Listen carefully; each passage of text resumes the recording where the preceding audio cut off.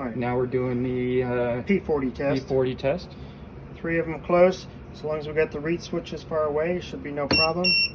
Turn this one on, go right there. Doesn't trigger the other two. This one goes to here, not affected by that. It doesn't affect the other two.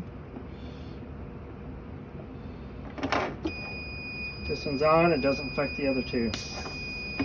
Alright, basically that's it.